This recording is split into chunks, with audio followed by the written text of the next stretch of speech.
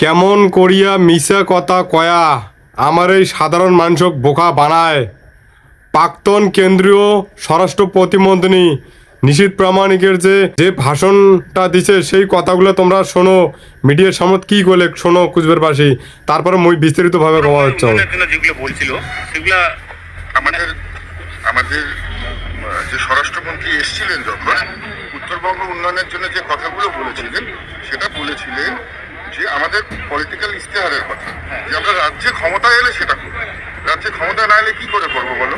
আজকে যদি আমরা যেমন ধরো কথার কথা, আমি যেমন স্বরাষ্ট্রমন্ত্রী ছিলাম তখন আমার সব থেকে বেশি ইচ্ছা ছিল যে এই যে আনফেস্ট এরিয়া যেটা দিয়ে ধরো তোমার রোহিঙ্গারা ঢুকছে সেই আনফেস্ট এরিয়াটাকে ফেন্সিং করার, এটা বড় সমস্যা, বড় সমস্যা। কিন্তু প্রথমে বুঝতে হবে, তোমাদেরকে জানতে হবে সাংবিধানিক নিয়মগুলো। Land is a state matter, মানে আমরা এই রাজ্যে যদি কেন্দ্র সরকার লক্ষ লক্ষ কোটি টাকা দিয়েও কিছু করতে চায়, রাজ্যের কাছেই জমিটা নিতে হবে। অর্থাৎ যতক্ষণ রাজ্য জমি না দেবে কেন্দ্র চেয়েও ডেভেলপমেন্ট করতে পারবে না। তো আমাদের ধরো এই যার জন্য ফেন্সিং হচ্ছে না। এবং গৃহমন্ত্রী বলেছেন যেদিন রাজ্য সরকার ল্যান্ড দেবে তার থেকে গুনে গুনে 7 দিনের মধ্যে ফেন্সিং কমপ্লিট করে দেবে। এটা না দেওয়ার অনেক কারণ আছে, পলিটিক্যাল ফান্ডিং হয়, অনেক ধরনের তৃণমূল কংগ্রেসের লোক তোমরা দেখেছো এই ধরনের ক্যাটেল স্মাগলিং এর সঙ্গে যুক্ত, যাদেরকে সিবিআই অ্যারেস্টও করেছিল। তো স্বাভাবিকভাবেই এটার সঙ্গে যেহেতু বড় একটা এই রাজ্যের শাসক দলের অংশ জড়িত, বর্তমানে পশ্চিমবঙ্গের যে মুখ্যমন্ত্রী রয়েছে, তোমাকে আমি বলি এই যে যেটা জিজ্ঞেস করলে রাজবংশী রেজিমেন্টের বিষয়, এটা সাংবিধানিক নিয়মে একটা সংবিধানে একটা তোমার ভার্ডিক্ট ইয়ে করা আছে, এটা পাস করা রয়েছে যে এই মুহূর্তে নতুন নামে কোনো নতুন রেজিমেন্ট হবে না, নতুন নাম দিয়ে পার্টিকুলার নাম। কিন্তু সেখানে আমরা বারবার রাজবংশী রেজিমেন্টের কথা বলেছি। তো রাজবংশীরা যেহেতু বরাবরই যোদ্ধা, আমরা যোদ্ধার বংশ, আমরা চিলারায়ের বংশধর, আমাদের শরীরে চিলারায়ের রক্ত রয়েছে এবং প্রচুর রাজবংশীরা আমাদের বিএসএফ, এসএসবি এবং আর্মিতেও আছে। সেই জন্য আমরা বারবার বলেছিলাম যে একটা রাজবংশী রেজিমেন্ট।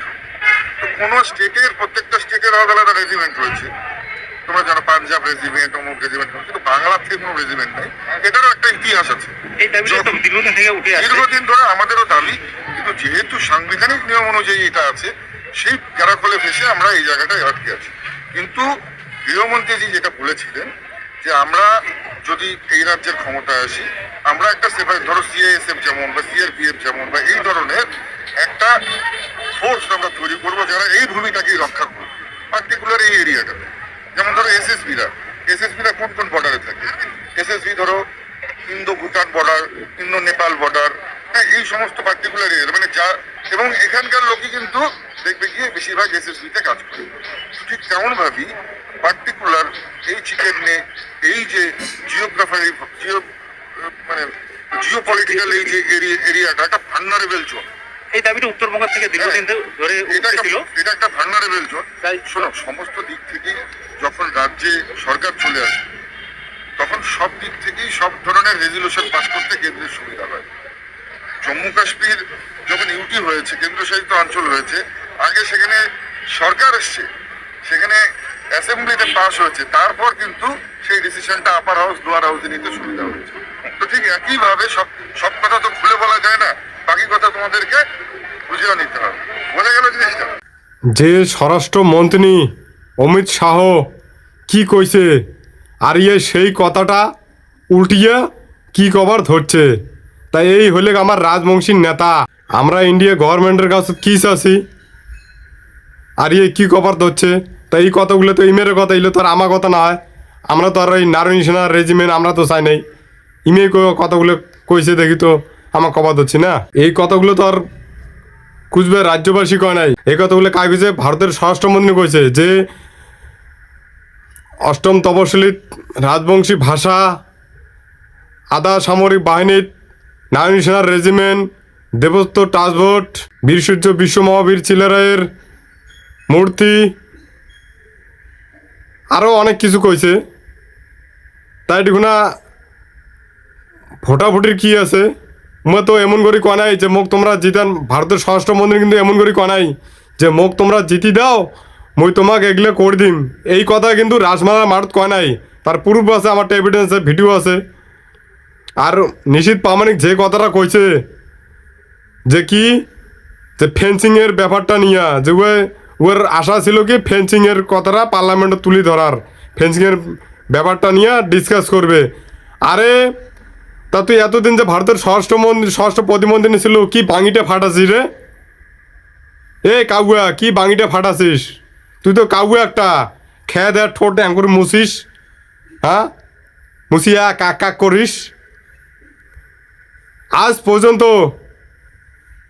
কাও পার্লামেন্টে এই কথাটা তুলে ধরে নাই, তা তুইও তো তুলে ধরি নাই।